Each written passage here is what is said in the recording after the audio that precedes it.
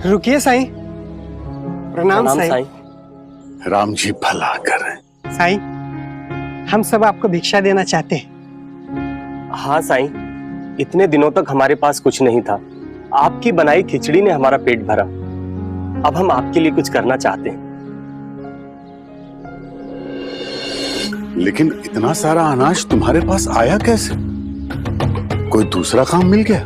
नहीं साईं, ये सारा सामान तो सूरज के साथियों ने पहुंचाया है। हमने उसका साथ नहीं दिया, फिर भी कल रात उसके दल के लोग बहुत सारा अनाज और पैसे देकर गए। और साथ में ये भी कहा कि जब तक तुम्हें नौकरी वापस नहीं मिलती, तुम्हारी जरूरतों का ख्याल रखा जाएगा। इसलिए साईं, हम आपको ये भिक्षा दे पा रहे हैं। ठीक है। ये कैसी लीला है साईं? इस पात्र में बेईमानी से कमाई हुई भिक्षा नहीं आती है चंदू। लेकिन ये तो सूरज ने दी है। लेकिन सूरज के पास इतना अनाज कहां से आया? इतने पैसे कहां से आए? तुम सब ईमानदारी की लड़ाई लड़ रहे हो, अपने हक के लिए लड़ रहे हो, क्योंकि तुम्हारे साथ अन्याय हुआ। लेकिन सूरज ने भी किसी के साथ अन्याय किया, किसी को लूटा है उसने, और ये सब उसी लूटे हुए पैसे से आया है। और ऐसे पैसे से पेट तो भर लोगे, लेकिन सुकून कभी नहीं मिलेगा। हमें पता नहीं था साईं। सारा गांव जानता है मुरली कि कल रात सूरज ने कुलकर्णी वाड़े में डकैती डाली, उनकी तिजोरी लूट ले गए। फिर भी तुम लोग समझते नहीं हो, या समझते हुए भी आर्थिक सहायता स्वीकार कर ली। मैंने तुम सबको आश्वासन दिया था कि जब तक तुम्हारे साथ इंसाफ नहीं होता, मैं तुम्हारे साथ हूं। फिर ये भय क्यों? ये असुरक्षा क्यों? गलती की है हमने साईं। आप ठीक कह रहे हैं।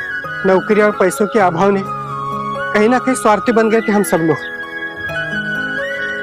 लेकिन हम अब ये सामान नहीं रखेंगे, सब लौटा देंगे। हाँ साईं। राम जी भला करें। प्रणाम साईं। साईं, आज आपने खिचड़ी नहीं भिजवाई तो हम समझ गए कि आज तो विशाल की प्रतियोगिता है, वो उसमें व्यस्त होगा, इसलिए हम खुद ही लेने आ गए।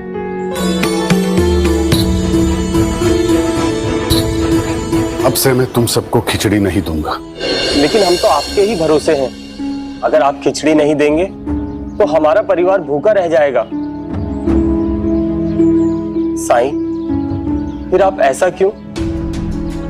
क्योंकि तुम सबने मुझसे झूठ बोला। तुम सबने कहा था कि तुम मेहनती लोग हो, और तुम्हारे साथ गलत हुआ है। लेकिन यही सच है साईं।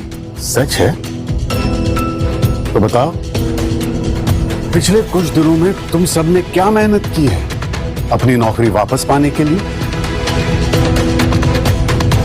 हम गए थे सरकार के पास। वो तो काफी दिन पहले, और जब सरकार ने डांट दिया तो तुम सब फिर से हार मान के बैठ गए। ना किसी ने दूसरी नौकरी ढूंढी और ना ही आवाज उठाई।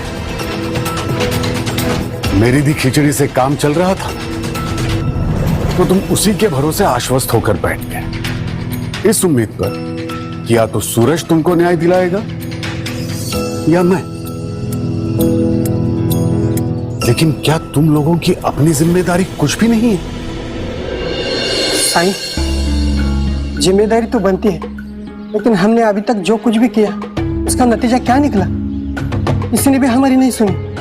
बलवंजा और कुलकर्णी सरकार तो हर बार बेइज्जत करके भगा देते, और कहां जाकर न्याय की मांग करें? सब लोगों को तो उन्होंने खरीद रखा है।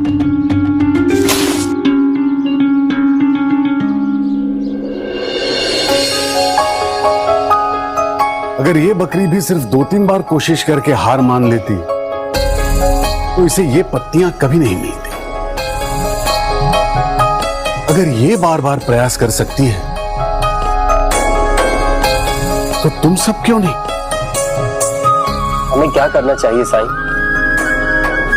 मैं जानता हूं क्या करना है। मुझे कहीं जाना होगा। आपसे शाम तक मिलता हूं।